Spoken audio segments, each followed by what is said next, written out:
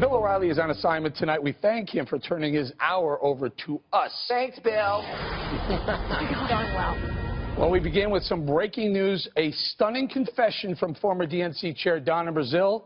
Donna is finally admitting to what we all knew all along, that she leaked CNN town hall questions to Hillary Clinton during the campaign while she, Donna Brazile, was a contributor to the network. Brazile confessed in an essay published in Time magazine saying, quote, "Among the many things I did in my role as a Democratic operative and DNC vice chair prior to assuming the interim DNC chair position was to share potential town hall topics with the Clinton campaign. My job was to make all our Democratic candidates look good, and I worked closely with both campaigns to make that happen.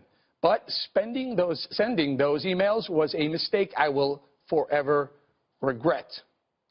What Donna Brazile did was shameful and treasonous to our political system and stability, even threatening to journalism in America. At least CNN, for their part, demanded her resignation immediately.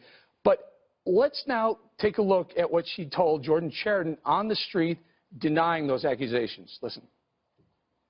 Do you owe the voters an apology for passing a question for a town hall off to the Hillary Clinton campaign? Sir, you know what? I wish when you got your facts, you read the emails. And I did read a lot of them. Well, you clearly did not read my email, sir. No one has ever shared questions with any of us involved in CNN. In fact, Greg, Donna Brazile denied it on several occasions, and most recently in February. She said, no, I never received questions from CNN. There's no there. She told Brett Baer, you have misinformation, and on and on. That's what happens when you think you're going to get away with something. You deny it. I'm married. I know these things. But you know what? You have you have to understand what she did. She elected Donald Trump. Imagine if she hadn't done this, if she had not helped Hillary Clinton get the nomination and Bernie got the nomination. You had mentioned this before. Bernie was a bigger threat because there were more diehard fans for Bernie than there was for Hillary. Bernie was likable. Hillary was detestable. He was probably would have been a tougher challenge. So we could have ended up, thanks to Donna Brazile, we didn't have a socialist president. We could have had a socialist president. She made America great again. Donna Brazile is an American hero. Round of applause. And from now on, anytime you cheat in a debate, you got to call it a Brazilian. Very nice. There's multiple.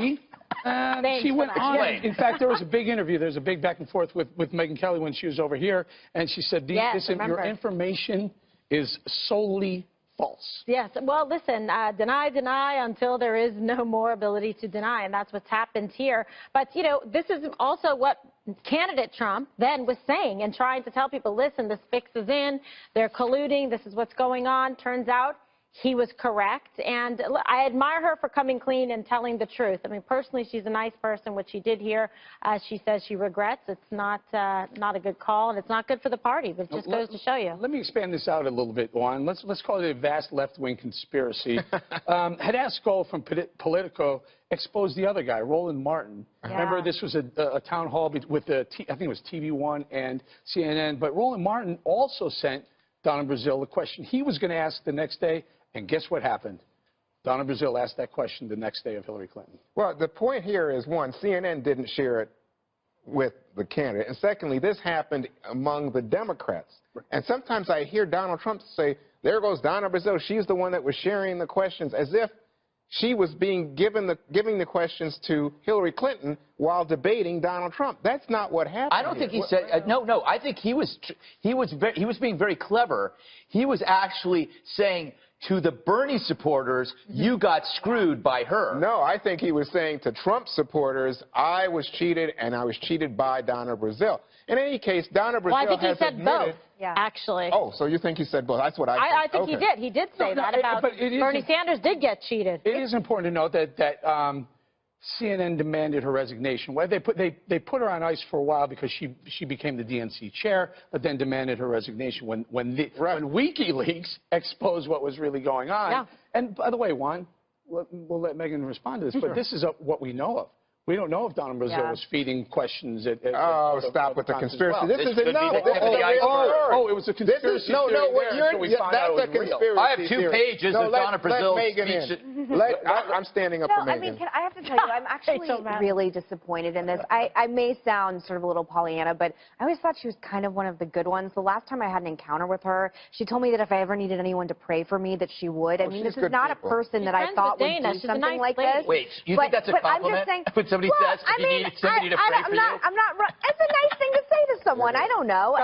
She's as corrupt as the day is the long. point is, if someone who hides it well. This is wrong. What, in the middle of the political season, the most important political time of in our entire year in our lives, she decides to leak and muddy the waters. But she will never work in politics again. Don't worry.